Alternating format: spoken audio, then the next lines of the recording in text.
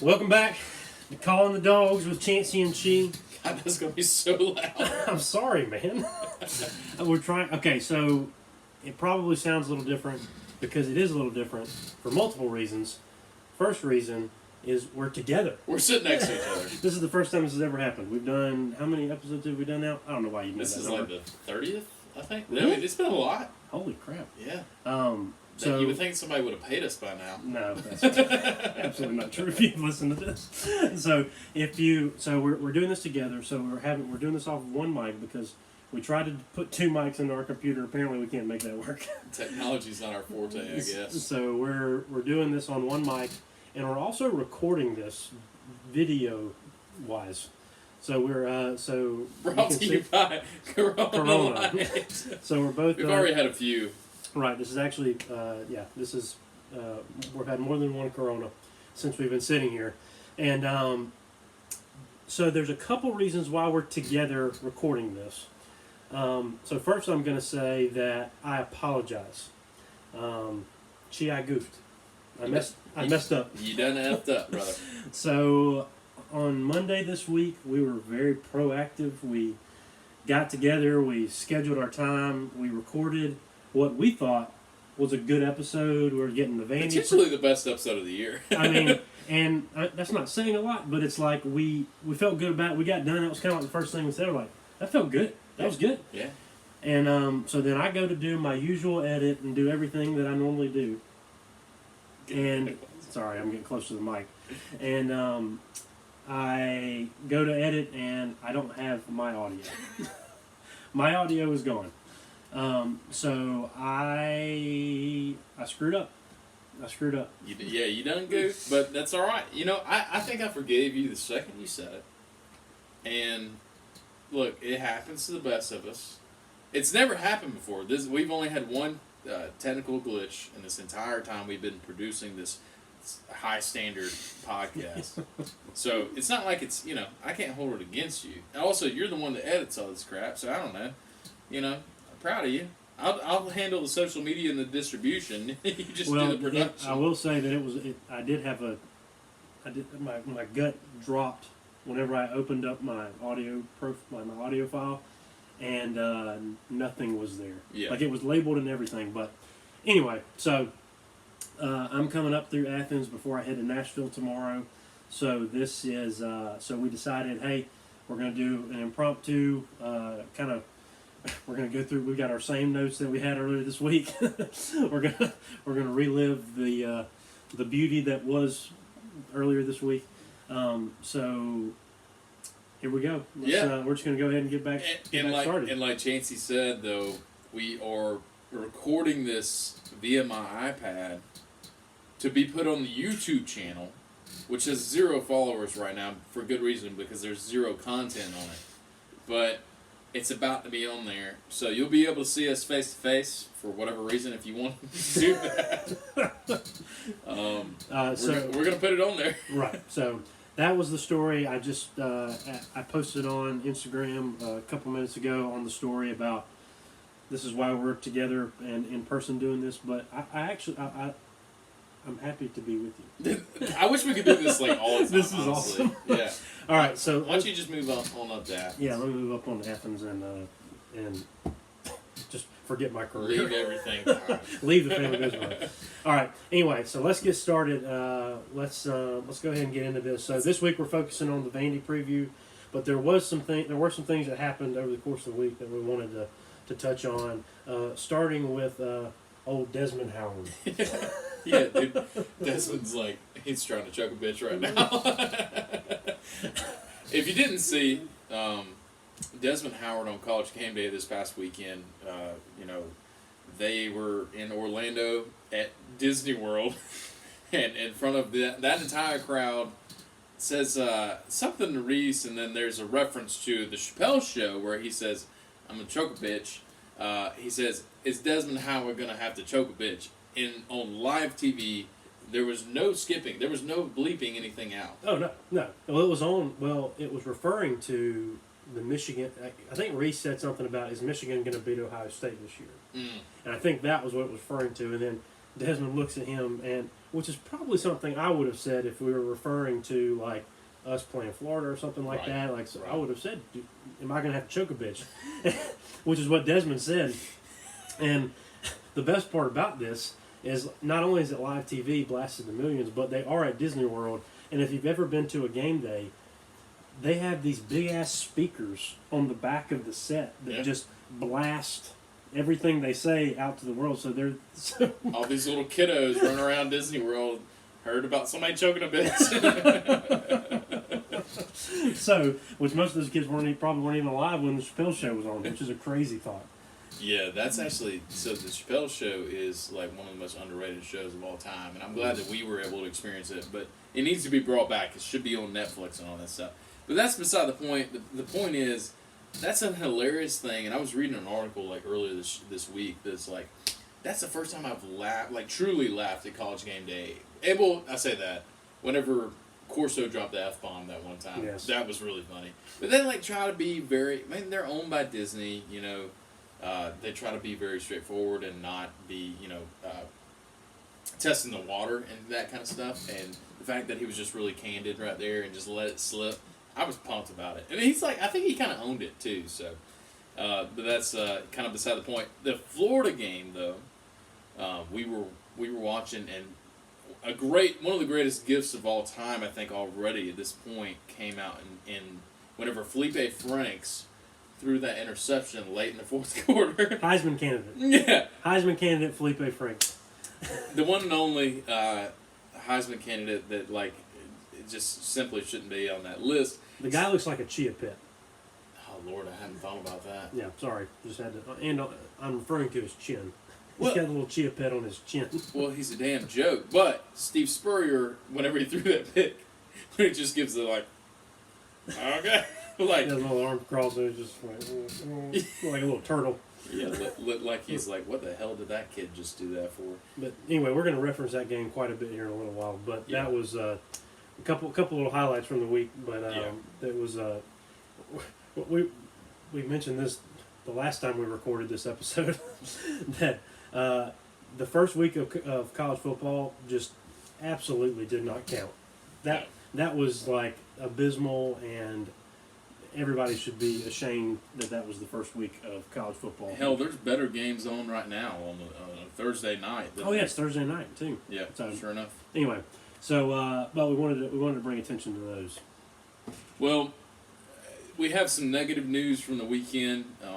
At this point, it's kind of old news, but we are recording on Thursday night at this point. So, Bill Norton, excuse me, it's Bill. We've been drinking beer.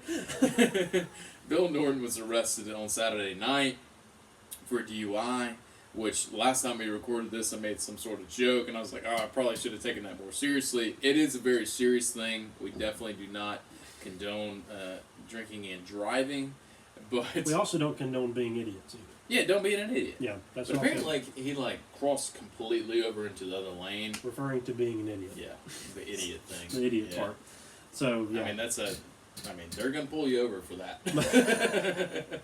we checked, and that's going to happen. It checks But at the same time, from a pure football standpoint, I didn't lose any sleep over it. Don't think you did either. Didn't expect Bill Norton to have a large impact this season, but I hope he learned his lesson to not be an idiot. I think Kirby probably said some of the same things. Hey kid, don't be an idiot. And I'm sure it wasn't. But A little more colorful. probably a few expletives in there. But yeah, he stupid decision. I mean, right here before the season starts, you can't have that kind of distraction. But thankfully, he's a guy who's most assuredly going to redshirt this year, so not that big of a deal. If I'm being real candid right now, he's a white defender. He's probably not going to see the field, and I mean that in a good way.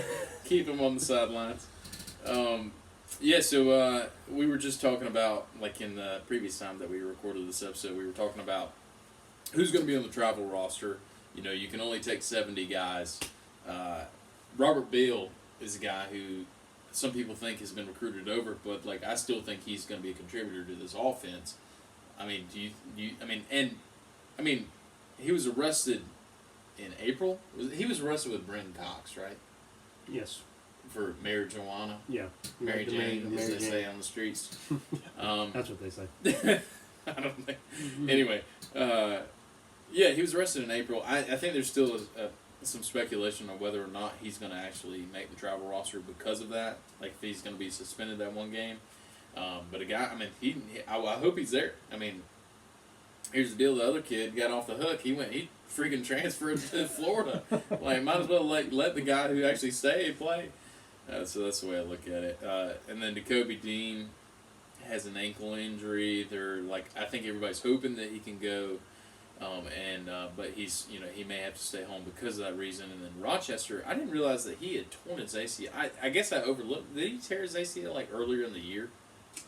I don't know when it happened. I guess it was just kind of in the buzz, but yeah, it happened. But I don't know. Do you know? I don't know exactly when it happened. But are they expecting him to come back from that, like, here pretty soon? I mean, that's from my understanding. I think he's been doing the rehab and getting ready to go. But I don't know if he's going to be, because of that. I don't know if he's going to make the first game. He might. Yeah. I mean, if I'm thinking along their same lines, they're probably not going to play these first 3 games and have him for Notre Dame. That's just my guess. But well, he may see some playing time, but it's not going to be anything that would be. Give him some game time snaps, but nothing to put him at risk. Because, I mean, obviously you want him to heal all the way. And obviously we've got a bunch of guys that are kind of in that camp that we're wanting to.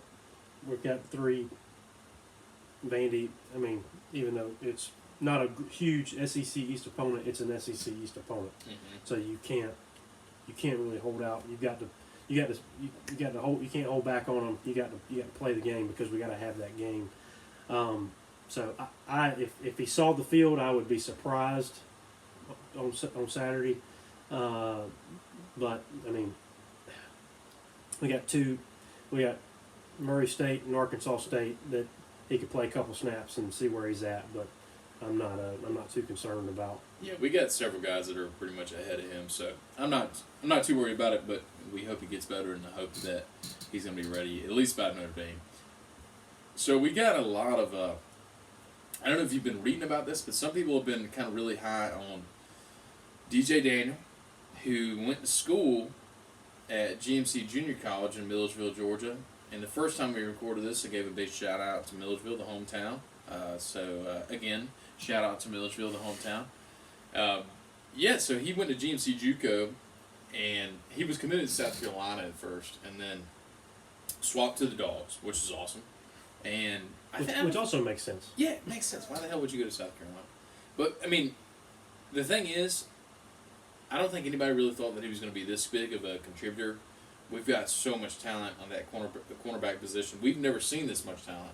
But some people are saying that at this point, he may be taking that opposite spot from Stokes, away from Tyson Campbell, which is incredible 5-star talent. I think this guy's a real hard worker. He's from Griffin originally, so I don't know if he was like he might have been 3 or 4-star talent, but I mean, he went JUCO route, and then you work your tail off, just like Jermaine Johnson did, Yeah. Well, and you look at everybody's depth charts, and he's kind of he's floating in that 3rd or 4th spot. Right. He's just kind of he's kind of sitting there. I mean, you can look at all the sites, and he's there, and so I mean, the guy must have had a hell of an off season. So I'm excited. I mean, obviously he'll be there. So we're gonna rotate so many guys in this week that I think we're gonna be surprised at like just how often we're rotating early. I think especially on the defensive side of the ball. So he'll get playing time. I mean, he'll get plenty of time for sure, I imagine. Yeah. Gone are the days on the defense where everybody has to play like every snap. Oh yeah. I mean, thank God. I mean, we had guys that were out there dogging it, about half dead, and they were still in the game. I'm looking forward to seeing what DJ does. I mean, this is just the blessings of recruiting very well. I mean, whenever you have top 3 recruiting classes for the 3 years ahead of this season, you're going to do something good. You're going to have talent stacked on top of talent on top of talent. I mean, we're still at the point where, I mean, technically, a lot of these guys that were recruited in 2016 were still part of Rick's class, and then Kirby kept them on. So we still haven't had 4 full recruiting class is under Kirby Smart. So, I mean, I'm excited about, where we're heading talent wise. But I texted some of our buddies earlier this week. Earlier today. It was just like, look, I saw some clip from 2011, and no offense to those guys, but this is a completely different team in every aspect of the entire program. Every aspect. It's not even close. Well, we've never had this much. Just pure competition. It was never really, and correct me if I'm wrong, but it was never really a conversation coming into the season who was going to start. For the most part. Yeah. Because you knew who the guy was going to be. It was more so, if this guy gets hurt, what the hell are we going to do? Right. And so that was, and it was always, you cringed and obviously you don't want anybody to get hurt. But these guys that are chomping at the heels of our starters, on Kirby's team, nobody's guaranteed that spot. Mm-hmm. And so you see, and kind of what I was mentioning earlier, the rotation of how we're getting guys in on all sides of the ball. It's we tweaked offensive line chemistry all season last year. We never knew what our line was going to be. Right. And so it's always open. Kirby, somebody asked him in a press conference, Howard, how do you pick who's going to go who's going to travel? And he's like, the guy that's going to help us win the football game. And then he was done with that Don't question. Be an idiot. It's just why would you ask stupid questions? But we have so many guys that are now, even the talent that we have coming in. It's so hard to watch recruiting right now, right. Because everybody we've got is not. It's not about the stars. It's about just their pure talent on the field. There's so much happening with these guys, and even our JUCOs. Our JUCOs were coming in, and it's just. And this was something that I was mentioning last time. It's we're going to say this all the time. Last time we recorded, which was when we recorded this episode earlier the first time. This week. But it was we were young last year, and on paper we seem younger this year. But I feel the more I've kind of been able to sit on it, the more comfortable I feel, because those guys that were young last year still got so much time. Yeah. They got so much time on the field, and so they're closer to game ready than other sophomores and juniors have been in the past. You're exactly right. And on top of that, you were talking about guys like a Jarvis Jones. Jarvis Jones was like a guy who was pretty much irreplaceable. Yeah. And now we get 7 of those guys.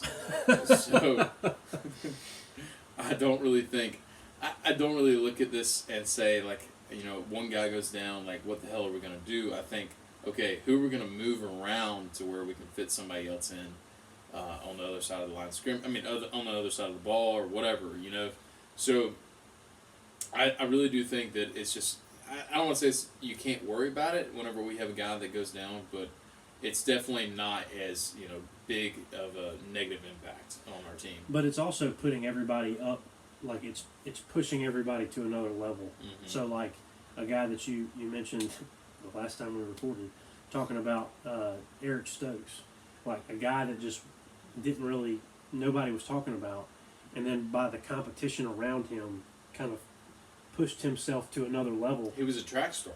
When we recruited him, he was just a fast guy. I don't even think he was in that class, it was 7 DBs in that class. I don't think he was the lowest ranked guy. Nobody expected anything of him.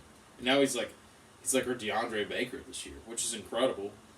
I don't think he's going to be near as shut down of a corner as DeAndre Baker, but the guy is faster than a majority of this team. But he's consistent, and so that was one thing you didn't have to worry about with him last year. Is the guy was when he got Missouri was his breakout game, and obviously he took the punt back. He blocked the punt and took it for a touchdown. He blocked it. Then scored a touchdown. I was burping while I was saying that. And but the guy he was always there, was never flashy, but made plays and just continued to get better. And I think a lot of that stems from the quality of guys that we have second, third, fourth in the spots. Yeah. We're talking about our linebacking core. I mean, I'm pretty sure we have 47 linebackers. Like I'm pretty sure because I can't name them all. Yeah. And they're all talented, and it's just like I said, it's a testament to our recruiting because it's incredible. It's absolutely incredible. So anyway, well, let's take some time to do something that's near and dear to our hearts. And on our little outline here, I say, number 4, talk shit about Florida. Yeah. And that's what we're best. That's what we're best at. So we watched. I mean, you watched. Did you watch the game throughout this weekend? I watched something that the University of Florida participated in. It was not a football game. Clearly, we were not pulling for the Florida Gators. Something we would never do. They looked horrid. I mean, the whole thing, the whole product, across the board. Miami was a terrible team. Florida was a terrible team. It made me think, oh my gosh, how many points are we going to beat them by? That was my first thought because, all right, their front 7 on the defense is like it's pretty decent. I don't want to say it's like a really high standard, but other than that, their offense was horrendous. Felipe Franks is like a leader of nothing. The guy, like, anytime he does anything good, he goes over the sidelines. He was like over there, like he was like high-fiving Florida fans in the stands in the middle of the game. You can't be doing that. No. Well, it was a circus. Yeah. It was literally a circus, and they were. I loved it. Like I hated that they won, but at the same time, like watching them just struggle and Dan Mullen, like watching him just pace and just he was frantic the entire game. He was almost schizophrenic the way he was acting. And some people are saying he aged like 20 years in that game. oh my God, it was, and I loved every second of it. And they've got some talented guys. I mean, they've got some talented players, and I mean, you can't chalk all that up to because their team is not young. Like, I mean, they're not a young team, and so you can't. All that can't be inexperience, but I'll be real honest with you. When you lose as many players as you have to the transfer portal, there's a culture thing going on there, and Felipe Franks is, to me, is just a testament to the dumpster fire that is their culture. It's a respect thing for me. Like, you look at a guy like Fromm, and you at the very least like know that he's a leader of this team. He's always going to act respectful. He's always going to treat this team as like this is his family, and he's going to lead this team, and he's also going to play for this team. Felipe Franks just seems like he's just playing for himself, and he's just trying to be a showboater, and I can't think less of the kid. Like, I mean, to be honest with you, I mean he sucks, and he's not a good player. I don't care how much hype, and that's why I'm like, the media sucks, because they started out the year at number 8. For what reason, I do not know. I mean, and this is the bowl hype. We talked about it last time, a.k.a. whenever we recorded this episode. If you didn't know. So we talked about this last time, but basically, like, you get a bump in the preseason rankings if you have a really good bowl game, a.k.a. Florida over Michigan. They destroyed Michigan in whatever bowl they played in. And then, obviously, Texas beat us in the Sugar Bowl. And so they get a big hike going in the season. And it makes sense. I mean, you got some guys coming back. I mean, you got returning starters and all that. But there's no reason for me to think that Florida's going to be a contender this year. And if you're in the top 10, you're technically a contender. But and they're also, the media's doing the history, like, they're going off of what happened in the past. So, like, whenever they were relevant 10 years ago, the whole relevant. A decade. It's been a decade since they've been relevant. I'm sorry, but this rivalry has shifted largely towards the Dogs. Oh my God. It's not even close. And I'm not apologizing to you. I know you feel the same way as me. It's not even close. So, and so you think about it. So, what highlights do they continue to post on? She done. Oh, we've been done, baby. What? When did you drink that? And for all the people listening, we've been done with our beers for a while now, or I have, and she I was has. about to say, I just So, just but guzzled what- that down, huh? but what, yeah. And so what they're like the media. If you watch on like what ESPN, for example, they're just playing clips of YouTube or clips of Tebow just saying his Ole Miss speech There all will the time. never be another team that plays harder than this team. And so it's like they love the Tebow hype. They love like that's what they're playing off of. And so if you watch any of Florida's games from last year, how in the hell can you make them number 8? I mean, when there are so many talented teams out there, to me, I think this is a great year for college football. I mean, I think across the board we've got some pretty solid talent, and Florida is not that by any means. I mean, I think Texas is overhyped, but they got a lot more reason to be there than Florida. Yeah. I mean, and What so, are they ranked? Do you know? 11. I mean, You don't have to look it up. I just was curious. I mean, because to me, Florida is the most overhyped team in the country. Oh, yeah. But it's not like a, I think they probably deserve to be like probably 23 or 24. I don't think they're a terrible team. Okay, Texas number 10. Texas deserves that spot. But like, how would you put Oregon? I mean, I guess they're 9-4, but like, well, whatever. Anyway, like Notre Dame. Well, Oregon's got that Herbert kid. Right, that's what I'm saying. I would think, but they were 9-4, I guess. Whatever. Anyway, it's ridiculous. I mean, Oregon's not a. I mean, Oregon since what's his face left has not been the same team. But that's beside the point. This section is all about. This segment is all about shitting on Florida, and all I gotta say. I mean, the last thing I gotta say is that program with Dan Mullen is not going to be what the media is trying to make it look like it's going to be. I mean, I wouldn't be surprised if he gets fired in 3 years because they think he's the quarterback whisperer just because he happened to coach Dak Prescott, who really wasn't great in college. You know who else wasn't great in college? Nick Fitzgerald. He was great against some opponents. You know what the Dogs did to him? They shit on him. They absolutely shit on him. And you know what? I'm tired of hearing about this Dan Mullen guy being a great coach. I don't think he's a great coach. I think he just happens to be in the right place at the right time. He was there during the Tebow years, and Right. so like that's. I mean, he was like their 4th pick for coach too. Yep. And there was the whole sentimental value and what he did with Mississippi State. Anyway, so my personal opinion, I would love for them to limp into Jacksonville undefeated, and then us just kick the shit out of them. That was one silver lining from this weekend that they won. Is that, okay, maybe they just beat everybody before then, but like barely. like win a lot of games by like 2 or 3 points. But then we go into Jacksonville and just absolutely annihilate them. That's my hope, and that's what every kid should hope.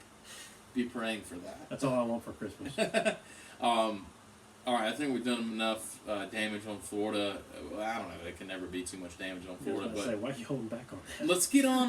Well, we gotta move on to the next segment. Talk a little bit about Vandy here. I'll just give some of the stuff on the weekend. Basically, the games. Actually, as of today, this is good that we're recording this today because it was actually the game was changed from SEC Network to ESPN. It's going to be primetime on ESPN Uno. Oh wow! Yeah, I didn't know that. Did you not see that? No. Yeah. So because the Florida State Boise State game got moved from Jacksonville to Tallahassee for some reason, there's a reaction from that to where instead of SEC Network, we're on ESPN. I don't know. Great. So, Perfect. we're on primetime, but it's at 7:30. It's on ESPN Uno.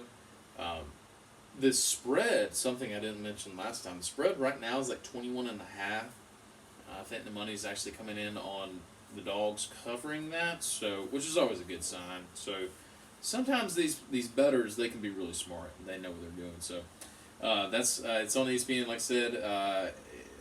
It's in Nashville, and apparently Chancey's going to be there. Yes, I am going to be there, and I'm actually heading up there tomorrow. So, very excited about that. Who do we need to look out for though? So there's really three players that that Vandy's got that are returning on the offensive side of the ball that Kirby has kind of highlighted in all of his press conferences. You got Keyshawn Vaughn. He's kind of the main guy, their running back. Chi has nicely put some of the stats in front of me. Last year, he had 157 carries for over 1,200 yards and 12 touchdowns. He was third in the SEC in rushing last season, and he had 6 carries over 60 yards, which led the FBS last year. So the guy's talented. Part of the problem is they run him hard, and he's one of their top guys. So they've got he's their main workhorse. So really going to want to key in on him. The other guy we're looking for is Lipscomb. Lipscomb is he's the wide receiver. That's correct. Yeah, so he is their top wide receiver. He did well for them last year, was their top target, and then they actually had the top tight end in the returning this season. Returning, he's got the most yards of any tight end in the country from last season.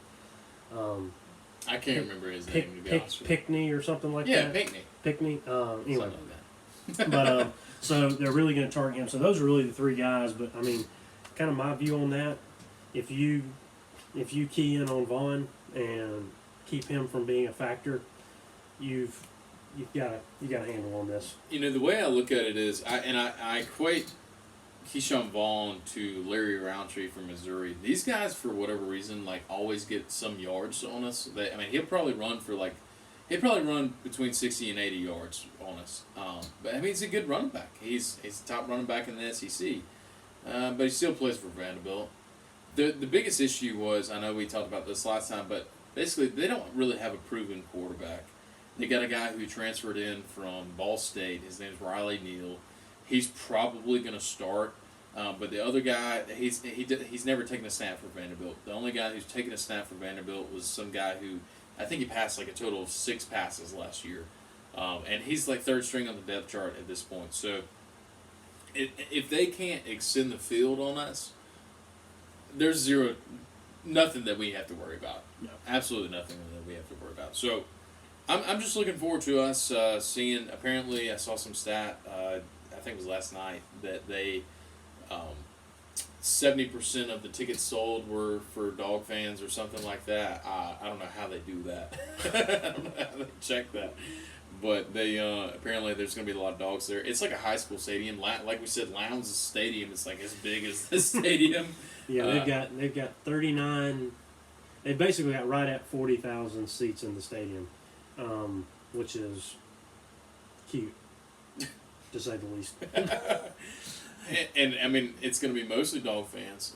Dog fans are going to be all down Broadway, which I didn't know was the name of the street, but you figured it out.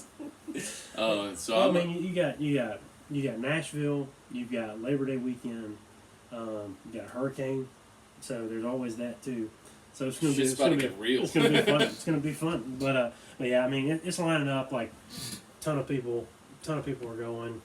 So don't expect there's always the traveling to somewhere else aspect.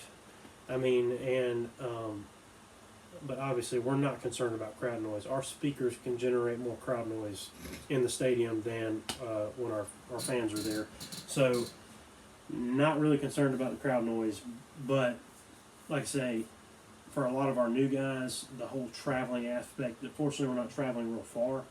Nashville, in the whole grand scheme of things, Nashville is not that far. So not having to go a long distance. But also, the only thing that gives me anything to just kind of hesitate on is why you gotta do that? Because it's me. So just let me do this, okay? It's Vandy's got nothing to lose. And so, first game of the season, Vandy's got nothing to lose. They can hold out they can empty the playbook first game of the season because this is their game. This is their marquee SEC East game. I mean, obviously besides Tennessee, but for them to upset us would be the highlight of their. It would make their season. Yeah. Yeah. And so, like I said, do I think that's going to happen? No. but that is the one thing that gives me hesitation. Does the old school dog fan give you some hesitation in the back of your mind? Does that give you? That's what gives you the hesitation. Well, yeah. I'm gonna go full on modern dog fan and say Kirby's gonna kick that ass. I'm not worried about nothing. Our fan base is gonna take over the whole city, like not just the stadium, the whole city. People are gonna be like, WTF? How do y'all have this money to where y'all can do these things after going to the Rose Bowl, Notre Dame, SEC championship, national championship, and we'll be like, well, I don't know, we got like 20 loans out. So here's the way I look at it. I think I'm a little concerned about us coming out a little slow, because we did that last time we played in Vanderbilt. We did that in 2017. We came out a little slow, a little sluggish. And that's pretty much the only thing I'm worried about. I mean, I still think even if we came out and scored 10 points in the first half, I think we put up 50 in the second half. And that's how this thing's going to roll. So I'm not too worried about it. I think we'll skip the games of the week for this week. We've got some pizza to eat. Going to go to the 5 Points. What was it called? I can't remember. The pizza kitchen. Fully loaded pizza kitchen. I haven't even been there. And I know what the name is. It's good. If you didn't know, it replaced the Waffle House at 5 Points. Rest in peace. But regardless, I'm excited for you. You got bachelor party and dogs in the same weekend. That's a recipe for a good time. I'm very excited. Labor Day weekend, long weekend. It's going to be awesome. If you're up there, it's going to be great. Give me a shout. Looking forward to it. What are your plans this weekend? I'm going to the lake. I'm glad you asked. Thank you. I'm going to watch it from the dock at the lake, and there's going to be a little my brother's baby girl and my other brother's baby boy, and they're going to we're all going to watch some football together, and apparently there's another kid that's going to be there. There's babies galore, and I'll just be sitting there drinking beer, and guess what? I don't have the responsibility. So whenever they shit themselves or whatever, I'll just be like, hey, have fun. I'll keep watching. He made a duty. So, looking forward to hanging out with a family at the lake house and watching the dogs on the dock. So that's my plan, skis. Well, we appreciate y'all for bearing with us. We're going to put the necessary measures in place to prevent the failings of the technology from happening again. But I will say that I much prefer this. I agree. Being in it's person. fun. I love this. It's a lot of fun. So and we got the video too. Yeah, we did the whole video thing. I haven't been looking at this. I know you haven't. I've been doing stupid So stuff. I'm sorry. Anyway, so if you guys haven't, please subscribe to this so this thing will pop up on your phone. And you know what? If you like it, tell. I'm gonna give them some homework. Go ahead. Just tell one dog fan about it, and that's all we need. Just one. Just one dog fan. And especially if you know somebody that tried it once and hated it the first time, and we've gotten a little better since then. I think at least our thoughts are a little more. The first episode we did is the most listened to episode, and I wish that wasn't the case. So anyway, love to do that. So if you guys could do that'd be awesome. And also any thoughts about how we do things, just let us know. But if you listen to this before the game, kudos to you. If you listen to it after the game, let us know how the game went. I guess I don't know. But anyway, appreciate y'all hanging with us, and we'll be back next week at our regularly scheduled time, getting this out to you guys. So I wish we could do this every week. No, I'm missing. Also, we'll probably have some game day Instagrams or something like that. So get on the gram. Get on the gram. Get on the gram, man. Get on the YouTube. On Look the at YouTube. this. We can move around. If you're listening to it, you don't know what we're doing. All right. Well, I'll say go Dogs. Hey, dogs on top. Pieces. Deuces. Pizzas. Pizzas. I want pizza, damn it.